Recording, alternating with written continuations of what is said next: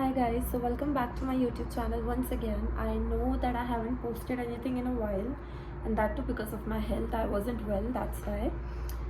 So just a disclaimer that the camera is right there, but I'm gonna look at myself and talk in the whole video.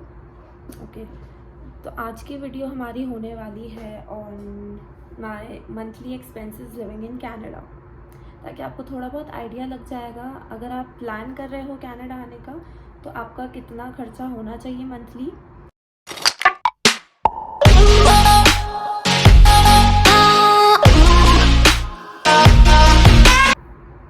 So let's dive into the video, and I want you guys to know that right now I'm in Calgary but earlier I was in Toronto. तो मैं आपको दोनों ही provinces का खर्चा बताने वाली हूँ कि क्या डिफरेंस है इन दोनों में और कितना खर्चा आपका मंथली आ सकता है.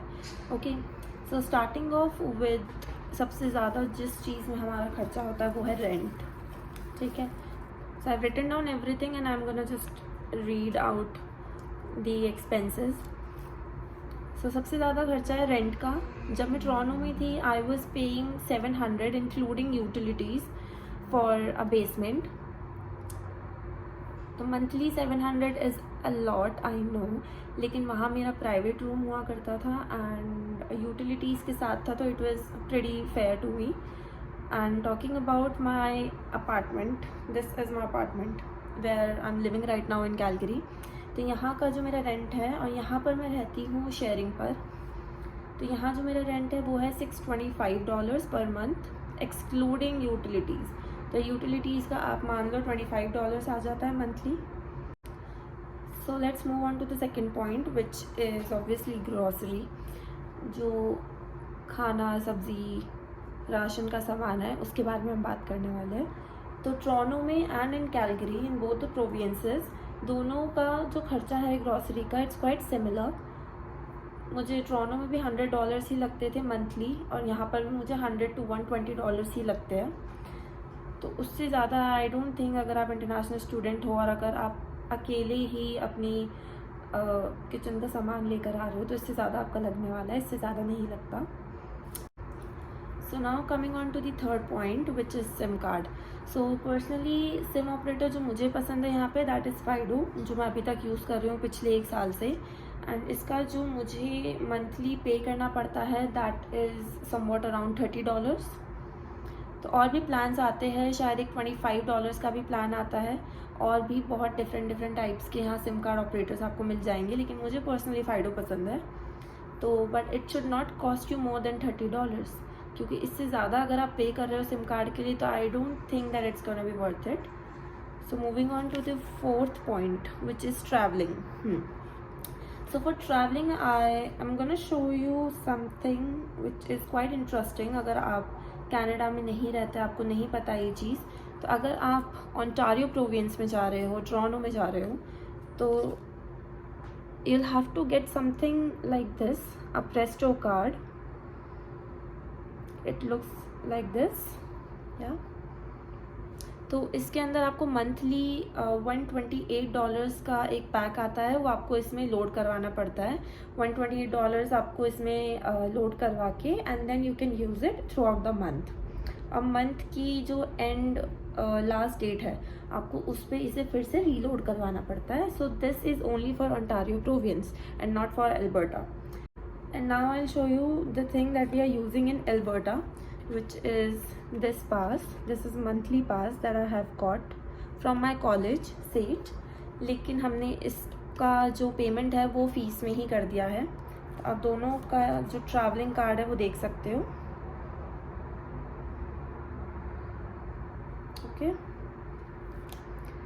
और अगर आपको ये कॉलेज प्रोवाइड नहीं कर रहा है, if you are coming to Alberta, तो आपका इसका मंथली लग सकता है $80. $80 आपको इसमें फिर से, जैसे मैंने आपको बताया, प्रेस्टो में लोड करवाने पड़ते हैं 128, एल्बर्टा में इसमें करवाने पड़ते हैं only $80. So these are the 2 cards related to travelling. If you are coming to Canada you should know about these cards. And one more thing, अगर आपका प्रेस्टो कार्ड ओंटारियो में खो जाता है, जो कि मेरा खो गया था एक बार, so what you have to do, you just have to go to the nearest library, public library. आपको वहाँ जाना है, get yourself a new Presto card, और आपको शॉपर्स ड्रग मार्ट जाके इसके अंदर फिर से फ़ंड लोड करवाने हैं, दैट्स इट। और अगर आपकी प्रेस्टो में, पुराने वाले प्रेस्टो में जो खो चुका है, उसके अंदर अगर ऑलरेडी फ़ंड्स है तो आपको प्रेस्टो की कस्टमर केयर पे कॉल करके नए वाले कार्ड में आप अपने जो फंड्स हैं वो ट्रांसफ़र करवा सकते हो। So the next point is the payment of your credit card. So it usually varies from individual to individual कि आप कितना अपना खर्चा कर रहे हो क्रेडिट कार्ड का, तो उतना ही आपको पे करना पड़ेगा। And after this we have some extra money. You always should have some extra money with yourself all the time, क्योंकि apart from your rent, grocery, SIM card and everything, you should have some spare money, ताकि अगर आप कहीं घूमने जा रहे हो और if you are eating outside या कुछ भी ऐसा खर्चा आप कर रहे हो फालतू का, तो उसके लिए आपके पास पैसे रहे हमेशा। सो $150 आप उसके मान सकते हो मंथली।